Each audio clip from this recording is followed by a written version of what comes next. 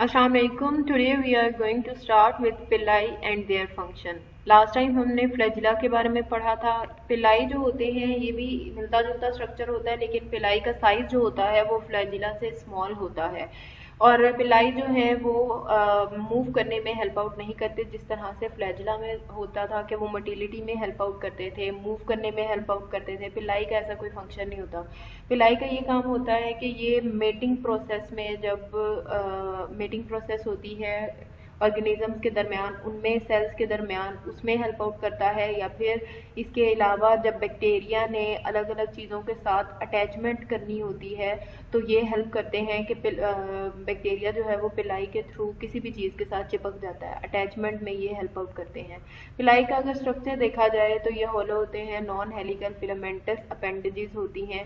ये इनके स्ट्रक्चर के बारे में बताया कि इनका स्ट्रक्चर किस तरह का होता है।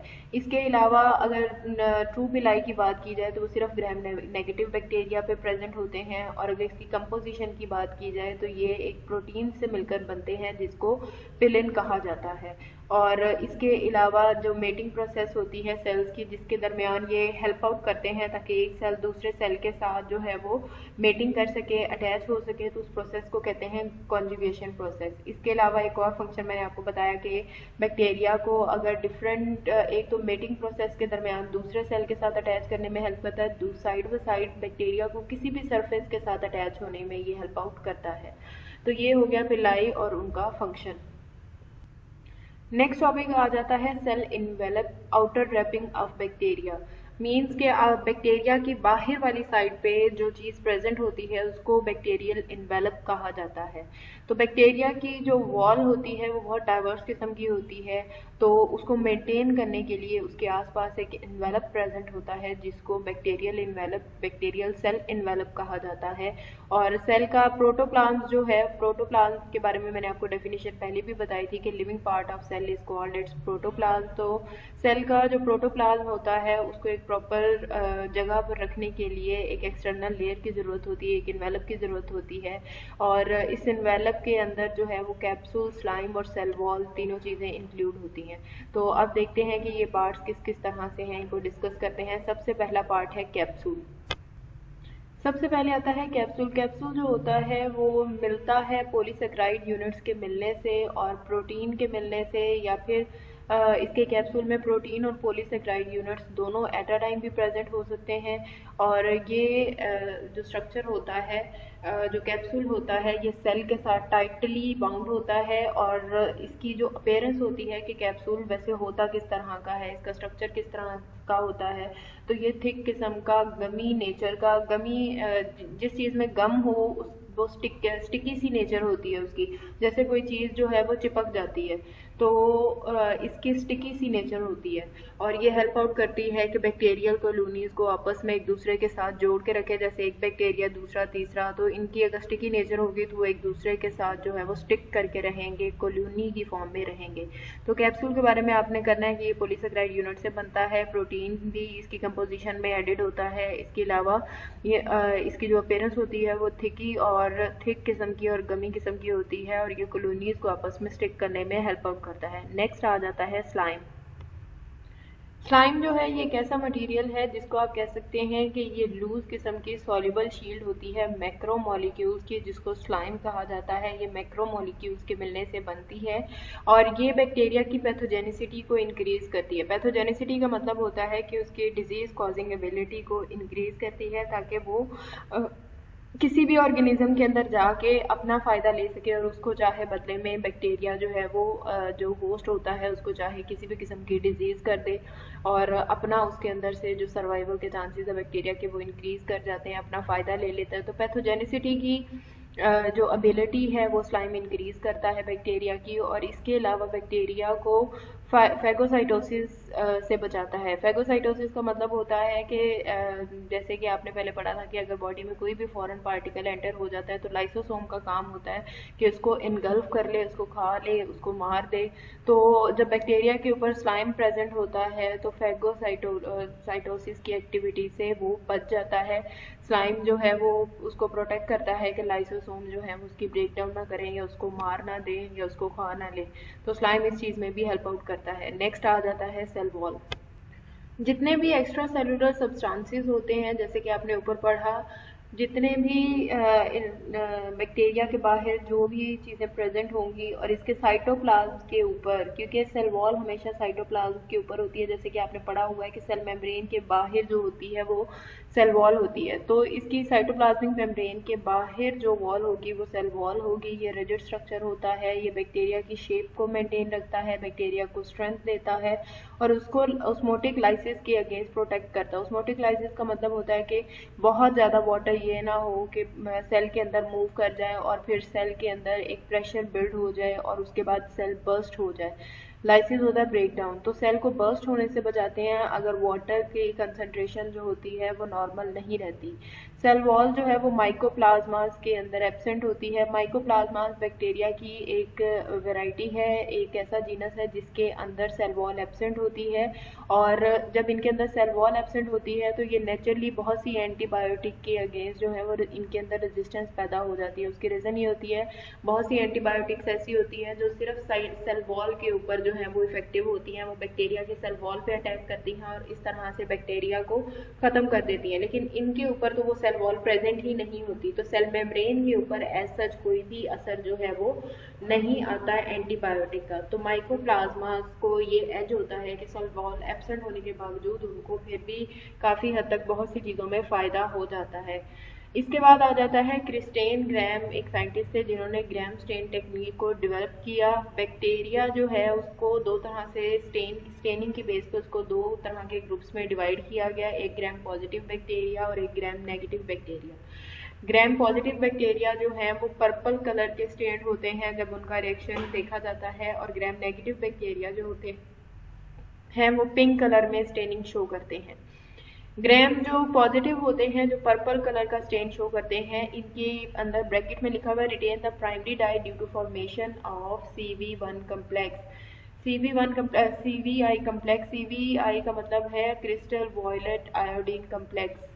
तो इसका मतलब होता है कि जब इसकी रिएक्शन शो करता है तो क्रिस्टल वॉयलेट और आयोडीन का एक कम्प्लेक्स बनता है, जिसकी वजह से बैक्टीरिया जो है वो पर्पल जो सोल्यूशन होता है वो पर्पल कलर की स्टेनिंग शो करता है, और इस स्टेनिंग की वजह से पता लग जाता है कि बैक्टीरिया जो है वो ग्राम पॉजिटिव है। और ग्राम नेगेटिव बैक्टीरिया के केस में कलर जो होता है वो सोल्यूशन का पिंक कलर हो जाता है और इसके अंदर सेकेंडरी डाई जो है वो प्रेजेंट होते हैं। ये जो CVI कम्प्लेक्स है ये एक इनसॉल्युबल कम्प्लेक्स होता है, जिसकी वजह से जो बैक्टीरिया होता है वो पर्पल बैक्टीरिया का जो उसके आसपास जो सोल्यूशन होता है वो पर्पल कलर की स्टेनिंग शो करता है। तो आपने याद रखना है, एक ग्राम पॉजिटिव बैक्टीरिया होता है, एक ग्राम नेगेटिव बैक्टीरिया होता है, दोनों का कलर भी आपने याद रखना है। इन दोनों ग्रुप्स के दरमियान बहुत से डिफरेंसेस हैं जिसकी वजह से इनके स्टेनिंग कलर भी डिफरेंट आता है। यहाँ पर दिखाया गया है कि ग्राम पॉजिटिव और ग्राम नेगेटिव बैक्टीरिया की जो सेल वॉल्स हैं उनके दरमियान कंपैरिजन दिखाया गया है। यहाँ पर बताया गया है कि कौन कौन सी करेक्टरिस्टिक्स हैं, कि नंबर ऑफ मेजर लेयर्स कितनी है, ग्राम पॉजिटिव के अंदर कितनी है और ग्राम नेगेटिव के अंदर कितनी है। मेजर लेयर जो है ग्राम पॉजिटिव के अंदर 1 है और ग्राम नेगेटिव के अंदर 2 है। नेक्स्ट आ जाता है केमिकल मेकअप। केमिकल मेकअप में ग्राम पॉजिटिव बैक्टीरिया के अंदर होते हैं पेप्टिडोग्लाइकेन, जो कि बैक्टीरियल सेल का 50% ड्राई वेट बनाते हैं। इसके अलावा टिकोइक एसिड, इसके अलावा लिपोटिकोइक एसिड, ये ग्राम पॉजिटिव बैक्टीरिया के अंदर आते हैं। नेक्स्ट बात आ जाती है ग्राम नेगेटिव बैक्टीरिया की, उसके अंदर लिपोप्रोटीन आ जाते हैं, पेप्टिडोग्लाइकन आ जाते हैं, और ये बैक्टीरियल सेल्स का 10% ड्राई वेट जो है वो बनाते हैं। तो इस तरह से इनकी केमिकल कंपोजिशन जो है वो डिफरेंट हो जाती है। नेक्स्ट इसकी लिपिड्स की अगर बात की जाए तो लिपिड जो हैं वो ग्राम पॉजिटिव के अंदर 1 to 4% प्रेजेंट होते हैं, ग्राम नेगेटिव के अंदर 11 to 12% जो है वो लिपिड्स प्रेजेंट होते हैं। ओवरऑल थिकनेस की बात की जाए तो ग्राम पॉजिटिव की 20 to 80 नैनोमीटर होती है, ग्राम नेगेटिव की 8 to 11 नैनोमीटर होती है। आउटर मेम्ब्रेन ग्राम पॉजिटिव के बाहर नहीं होती, ग्राम नेगेटिव के बाहर प्रेजेंट होती है। नेक्स्ट आ जाता है पेरिप्लाज्मिक स्पेस, ये कुछ ग्राम पॉजिटिव बैक्टीरिया के अंदर प्रेजेंट होती है और ग्राम नेगेटिव सारे के सारे बैक्टीरिया के अंदर ये प्रेजेंट होती है। पेरिप्लाज्मिक स्पेस वो जगह होती है जो कि सेल वॉल के नीचे और साइटोप्लाज्म उसके साइटोप्लाज्मिक मेम्ब्रेन के ऊपर, मतलब कि सेंटर में साइटोप्लाज्मिक मेम्ब्रेन होती है साइटोप्लाज्म के आसपास और उसके बाहर होती है सेल वॉल। तो इन दोनों के सेंटर में जो स्पेस होती है उसको पेरिप्लाज्मिक स्पेस कहा जाता है। ये साइटोप्लाज्मिक मेम्ब्रेन और सेल वॉल के सेंटर में जो प्लेस बनती है उसके अंदर मैट्रिक्स, जेल लाइक मैट्रिक्स होता है और उस स्पेस को पेरिप्लाज्मिक स्पेस कहा जाता है। नेक्स्ट आ जाता है परमिएबिलिटी। इसकी ग्राम पॉजिटिव जो बैक्टीरिया होता है वो ज़्यादा परमिएबल होता है, ग्राम नेगेटिव बैक्टीरिया की परमिएबिलिटी जो होती है वो कम होती है। परमिएबिलिटी का मतलब है कि कोई भी लिक्विड है, गैसेस है, कोई भी चीज़ है वो ग्राम पॉजिटिव बैक्टीरिया जो है उसके लिए ज़्यादा ससेप्टेबल होता है as compared to gram negative. Gram negative जो है इतनी इजीली चीज़ों को परमिएबिलिटी शो नहीं करता, ग्राम पॉजिटिव की परमिएबिलिटी ज़्यादा होती है। तो इस तरह से ये इनकी सेल वॉल के डिफरेंसेस हैं, ये डिफरेंसेस आपने याद करने हैं। नेक्स्ट आ जाता है, सेल वॉल को ही फर्दर डिस्कस किया गया है इस पेज पे भी। बैक्टीरियल सेल वॉल में मैक्रोमोलिक्यूल्स प्रेजेंट होते हैं मोस्टली, जिनको पेप्टिडोग्लाइकेन्स कहा जाता है। इसकी कंसंट्रेशन डिफरेंट बैक्टीरियाज के अंदर वेरी करती है और अगर इसकी कंपोजिशन की बात की जाए कि ये किस तरह से बनी होती है तो इसके अंदर ग्लाइकेन चेन्स प्रेजेंट होती हैं जो कि पेप्टाइड फ्रेगमेंट्स के साथ मिली हुई होती हैं। तो ये इसकी कंपोजिशन में चीज़ें आएंगी। इसके अलावा जो सेल वॉल होती है उसके अंदर एक जो प्रॉपर किस्म की इंटेक्ट किस्म की सेल वॉल होती है उसकी कंपोजिशन देखी जाए तो उसके अंदर शुगर मॉलिक्यूल्स प्रेजेंट होते हैं, टिकोइक एसिड प्रेजेंट होता है, लिपोप्रोटीन और इसके अलावा लिपोपोलीसेक्राइड्स प्रेजेंट होते हैं और ये सारे के सारे लिंक्ड होते हैं पेप्टिडोग्लाइकेन के साथ। इंटेक्ट का मतलब होता है जो सॉलिड किस्म की रहती है, जो ब्रेक डाउन इजीली नहीं होती, तो उसको इंटेक्ट कहा जाता है। कुछ ऐसे बैक्टीरिया होते हैं जिनके अंदर सेल वॉल जो है वो रेयरली प्रेजेंट होती है और कुछ ऐसे होते हैं जिनके अंदर कम्प्लीटली सेल वॉल जो है वो एब्सेंट होती है। आर्कियोबैक्टीरिया और यू बैक्टीरिया की बात की जाए तो इनकी सेल वॉल भी आपस में डिफरेंट होती है। आर्कियोबैक्टीरिया के अंदर पेप्टिडोग्लाइकेन प्रेजेंट नहीं होता, इसकी सेल वॉल की कंपोजिशन में प्रोटीन, ग्लाइकोप्रोटीन, इसके अलावा पॉलीसेक्राइड्स जो हैं वो प्रेजेंट होते हैं। और आर्कियोबैक्टीरिया के बारे में मैंने आपको बताया था ये एंशिएंट बैक्टीरिया है। यू बैक्टीरिया के बारे में बताया था कि ये ट्रू बैक्टीरिया होते हैं। तो इस तरह से इनके सेल वॉल के कंपोजिशन का कंपैरिजन भी आपने याद करना है कि क्या क्या है। इसमें आपने ये याद रखना है कि आर्कियोबैक्टीरिया की सेल वॉल के अंदर क्या प्रेजेंट है, यू बैक्टीरिया के सेल वॉल की कंपोजिशन जो आपने ऊपर पढ़ी है क्या फ़र्क होता है, ग्राम पॉजिटिव और ग्राम नेगेटिव बैक्टीरिया में क्या फ़र्क होता है, इनके सेल वॉल के अंदर कितनी कितनी चीज़ों का डिफरेंस है ये आपको पता होना चाहिए। स्लाइम का क्या फंक्शन है, कैप्सूल का क्या फंक्शन है, इसके अलावा पिलाई जो है वो क्या होते हैं और उनका क्या फंक्शन है। तो इस तरह करके ये शॉर्ट क्वेश्चंस आपसे पूछे जा सकते हैं। नेक्स्ट आ जाती है सेल मेम्ब्रेन। सेल वॉल के बिल्कुल नीचे जो मेम्ब्रेन प्रेजेंट होती है उसको सेल मेम्ब्रेन कहा जाता है। सेल के आसपास सेल मेम्ब्रेन प्रेजेंट होती है और हर किसी के आउटर साइड पे सेल मेम्ब्रेन लाजमी प्रेजेंट होती है और फिर जो सेल वॉल होती है वो ऑप्शनल होती है कि वो सेल मेम्ब्रेन के बाहर प्रेजेंट होगी या नहीं। सेल मेम्ब्रेन को प्लाज्मा मेम्ब्रेन भी कहा जाता है। इसको देखा जाए कि इसका स्ट्रक्चर किस तरह का होता है तो ये थिन होती है और फ्लेक्सिबल होती है, इसके अंदर फ्लेक्सिबिलिटी प्रेजेंट होती है और ये साइटोप्लाज्म को पूरे तरीके से सराउंड करके रखती है। प्लाज्मा मेम्ब्रेन जो होती है वो बहुत ही डेलिकेट किस्म की, जिस तरह करके जैसे बहुत ज़्यादा सॉफ्ट किस्म की, बहुत ज़्यादा हार्ड ये नहीं होती, तो बहुत ही डेलिकेट किस्म की नेचर होती है इसकी। और अगर सेल मेम्ब्रेन को डैमेज हो जाए तो ऑर्गेनिज्म की अल्टीमेट डेथ जो है वो हो जाती है, क्योंकि सेल मेम्ब्रेन ही वो चीज़ होती है जो साइटोप्लाज्मिक मटेरियल को सेव करके रखती है। तो अगर यही डैमेज हो जाएगी तो पूरे का पूरा मटेरियल जो है वो एनवायरमेंटल इश्यूज़ के सामने जो है वो टिक नहीं पाता। बैक्टीरियल मेम्ब्रेन जो है वो यूकैरियोटिक मेम्ब्रेन से डिफरेंट होती है। उसकी रीज़न ये होती है कि इसके अंदर स्टीरोल्स जैसे कि कोलेस्ट्रॉल वगैरह प्रेजेंट नहीं होता, जो कि बाकी ऑर्गेनिज्म में प्रेजेंट होता है, यूकैरियोटिक बाकी मेम्ब्रेन्स में प्रेजेंट होता है।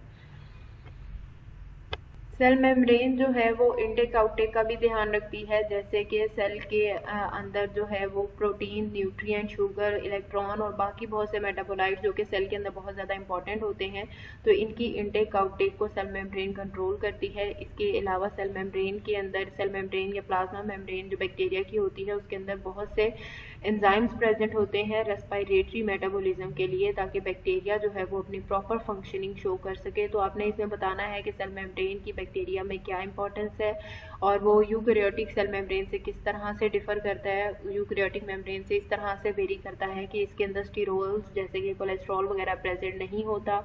इसके अलावा जो है वो किस तरह से सेल मेम्ब्रेन का क्या फंक्शन होता है, वो किन किन मटीरियल की ट्रांसपोर्ट को मैनेज करती है, और इसके अंदर और क्या क्या, और इसके अंदर एंजाइम प्रेजेंट होते हैं जो कि रेस्पिरेटरी मेटाबॉलिज्म में हेल्प आउट करते हैं। नेक्स्ट आ जाता है साइटोप्लाज्मिक मैट्रिक्स। ये साइटोप्लाज्मिक मैट्रिक्स क्या चीज़ है?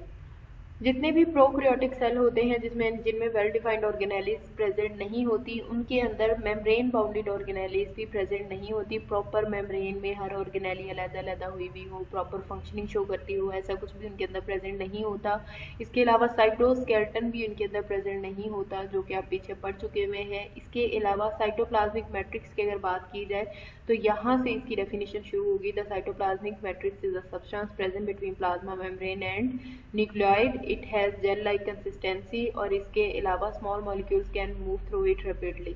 यहाँ तक आप इसकी डेफिनेशन करेंगे, अगर आपको 2 मार्क्स की आ जाती है। तो ये एक ऐसा सब्सटेंस होता है जो कि प्लाज्मा मेम्ब्रेन, जो कि जिसको सेल मेम्ब्रेन कहते हैं, उसके और न्यूक्लियोइड, जो न्यूक्लियस का पार्ट न्यूक्लियोइड जो है उसके सेंटर में जो मटेरियल होता है, इसको क्या कहा जाता है? Cytoplasmic matrix. न्यूक्लियोइड जो होता है वो इरेगुलर शेप का एक रीजन होता है, जिसके अंदर जो है वो ज़्यादातर या फिर कंप्लीट जेनेटिक मटेरियल जो है वो प्रेजेंट होता है। तो न्यूक्लियोइड और प्लाज्मा मेम्ब्रेन के दरमियान में जो स्पेस होगी, जो सारा सबस्टांस होगा, उस सारे सबस्टांस को साइटोप्लाज्मिक मैट्रिक्स कहा जाता है। ये जेल लाइक मटीरियल होता है, इसकी जेल लाइक कंसिस्टेंसी होती है। जिस तरह से कोई चिपचिपी चीज़ होती है, इस तरह से ये जेल लाइक कंसिस्टेंसी इसकी होती है। और जो स्मॉल मॉलिक्यूल्स होते हैं जितने भी सेल के अंदर, वो इसके थ्रू जो है वो इजीली मूव कर सकते हैं। प्लाज्मा मेम्ब्रेन और बाकी जितनी भी चीज़ें इसके अंदर प्रेजेंट होती हैं, सबको प्रोटोप्लास्ट कहा जाता है। मतलब सेल वॉल के अलावा बाकी का जो सेल होता है वो सारे का सारा जो है प्रोटोप्लास्ट कहलाता है। किसी भी सेल की प्लाज्मा मेम्ब्रेन और उसके अंदर का सारा मटेरियल जो है, अगर उसको कंबाइनली कहा जाए तो उसका मतलब होता है कि वो है प्रोटोप्लास्ट। तो इसका मतलब है साइटोप्लाज्मिक मैट्रिक्स जो होता है वो प्रोटोप्लास्ट का सबसे मेजर पार्ट होता है। प्रोटोप्लास्ट की अगर आपको डेफिनेशन आती है तो आपने बताना है कि प्लाज्मा मेम्ब्रेन और इसके अलावा जितनी भी मटेरियल जो है वो इसके अंदर प्रेजेंट होते हैं, वो सब के सबको मिलाएं तो सेल का प्रोटोप्लास्ट जो है वो बनता है। और सेल के प्रोटोप्लास्ट का जो मेजर कंपोनेंट होता है वो साइटोप्लाज्मिक मैट्रिक्स होता है। इसके अलावा और जो डिफरेंट चीज़ें इसके अंदर प्रेजेंट होती हैं, उसमें क्रोमेटिन या फिर nuclear bodies, ribosome, mesosome, granules, nucleoid, ये सारी चीज़ें भी साइटोप्लाज्मिक मैट्रिक्स का पार्ट होती हैं। तो ये सारी चीज़ें मिलती हैं और साइटोप्लाज्मिक मैट्रिक्स जो है वो बनता है। तो यहाँ से प्रोटोप्लास्ट की आप डेफिनेशन कर सकते हैं। Plasma membrane and everything present within it is known as protoplast. तो आपने ये इसकी डेफिनेशन करनी है। नेक्स्ट अब हम डिस्कस करेंगे न्यूक्लियोइड। बैक्टीरियल सेल के अंदर प्रॉपर क्रोमोसोम और न्यूक्लियर मेम्ब्रेन जो है वो प्रेजेंट नहीं होती, और जो इसका न्यूक्लियर मटेरियल या डीएनए होता है वो सेल के सेंटर में प्रेजेंट होता है। इसके अंदर सिंगल, सर्कुलर या फिर double stranded DNA molecule present होता है। ये एक इरेगुलर शेप का डेंस किस्म का एरिया होता है जिसको न्यूक्लियोइड कहा जाता है। जैसे कि आपने पहले भी पढ़ा है कि बैक्टीरिया के अंदर जो होते हैं वो प्रॉपर किस्म की चीज़ें जो हैं, या प्रॉपर एक कम्प्लेक्स किस्म का स्ट्रक्चर प्रेजेंट नहीं होता। इसके अंदर मेम्ब्रेन बाउंडेड ऑर्गेनेलिस प्रेजेंट नहीं होती, प्रॉपर जो है वो न्यूक्लियस प्रेजेंट नहीं होता। तो इसी वजह से यहाँ पर कहा गया है कि इसके अंदर जो है वो प्रॉपर क्रोमोसोम वगैरह या न्यूक्लियर मेम्ब्रेन वगैरह प्रेजेंट नहीं होती। इसके अंदर single, circular, double stranded DNA molecule present होता है और इरेगुलर शेप का मटेरियल प्रेजेंट होता है जिसको कहा जाता है न्यूक्लियोइड। इसके अंदर जो क्रोमेटिन मटेरियल होता है वो बेसिकली डीएनए मॉलिक्यूल होता है, जो कि बहुत ज़्यादा लॉन्ग होता है और वो टाइटली फोल्ड होकर सेल के अंदर प्रेजेंट होता है, ताकि वो सेल के अंदर प्रॉपरली प्रेजेंट हो, सेल के अंदर अच्छे तरीके से बाउंड होके आ जाए। तो बैक्टीरिया जो होता है उसमें प्रॉपर जो मटेरियल होता है वो प्रेजेंट नहीं होता, प्रॉपर शेप में मेम्ब्रेन से सेपरेट हुआ इस तरह से प्रेजेंट नहीं होता, फोल्ड होकर बाउंडेड किस्म का प्रेजेंट होता है सेल के कंपोनेंट्स के अंदर। बैक्टीरिया जो होते हैं उसके अंदर सिंगल क्रोमोसोम प्रेजेंट होता है, इस वजह से वो हैप्लॉइड होते हैं, उनको हैप्लॉइड कहा जाता है। येलो बॉक्स के अंदर बताया गया है कि न्यूक्लियाइड्स के बाकी नेम्स जो इसको और नेम से भी बुलाया जा सकता है वो है nuclear body, chromatin body, nuclear region, तो इसको इन नेम्स से भी बुलाया जा सकता है। नेक्स्ट बताया गया है कि लाइट माइक्रोस्कोप के अंदर अगर इसको आपने देखना हो तो इसको स्टेनिंग के थ्रू देखा जा सकता है, और जो स्टेन यूज होता है उसका नेम है फ्यूजन स्टेन। फ्यूजन स्टेन को यूज करते हुए आप लाइट माइक्रोस्कोप के अंदर न्यूक्लियोइड को ऑब्जर्व कर सकते हो। नेक्स्ट बताया गया है कि ई कोलाई या एस्कर्शिया कोलाई जो बैक्टीरिया होता है उसके अंदर सर्कल क्रोमोसोम प्रेजेंट होता है, और उसका अगर साइज मेजर किया जाए तो वो होता है 14000 माइक्रोमीटर। तो ये उसकी मेजरमेंट जो है वो की जाती है। प्लाज्मिड जो होता है वो बेसिकली बहुत से बैक्टीरिया के अंदर क्रोमोसोम के साथ साथ प्लाज्मिड प्रेजेंट होता है। प्लाज्मिड होते क्या चीज़ हैं? These are the circular double stranded DNA molecules, मतलब ये भी डीएनए मॉलिक्यूल होते हैं। ये सेल्फ रेप्लिकेटिंग होते हैं, मींस खुद से डिवाइड कर सकते हैं, लेकिन ये बैक्टीरिया की ग्रोथ और मेटाबॉलिज्म के लिए इतने ज़्यादा ज़रूरी नहीं होते। और इनका अगर फंक्शनिंग देखी जाए तो इनके ऊपर मोस्टली ड्रग रेजिस्टेंस, मतलब के जो डिफरेंट किस्म की मेडिसिन होती हैं उनके अगेंस्ट रेजिस्टेंस इनके अंदर होती है, हैवी मेटल्स के अगेंस्ट, डिजीजेस के अगेंस्ट, और इंसेक्ट रेजिस्टेंस जीन्स जो होते हैं वो भी इनके ऊपर प्रेजेंट होते हैं। प्लाज्मिड्स जो होते हैं वो इम्पॉर्टेंट वेक्टर्स होते हैं जेनेटिक इंजीनियरिंग टेक्निक्स के अंदर, जिनको यूज़ करके डिफरेंट यूजफुल प्रोसीजर्स जो हैं वो सर अंजाम दिए जाते हैं। तो ये अगर आपको इसका शॉर्ट क्वेश्चन आता है तो आपने बताना है कि these are the important vectors in modern genetic engineering techniques, और इसके अंदर जो है वो circular double stranded DNA present होता है, ये सेल्फ रेप्लिकेटिंग भी होते हैं, और इनके ऊपर रेजिस्टेंस जीन्स वगैरह भी प्रेजेंट होते हैं। नेक्स्ट आ जाता है राइबोसोम। राइबोसोम जो है वो आरएनए और प्रोटीन के मिलने से बनते हैं। कुछ राइबोसोम्स जो होते हैं वो प्लाज्मा मेम्ब्रेन के साथ भी अटैच होते हैं, और ये इनका जो बेसिक फंक्शन होता है वो प्रोटीन सिंथेसिस होता है। बैक्टीरिया के अंदर जो राइबोसोम्स होते हैं उनका साइज जो है यूकैरियोटिक सेल्स के राइबोसोम से स्मॉल होता है, और इनका जो नंबर होता है एक हेल्दी सेल के अंदर थाउजेंड्स की फॉर्म में होता है।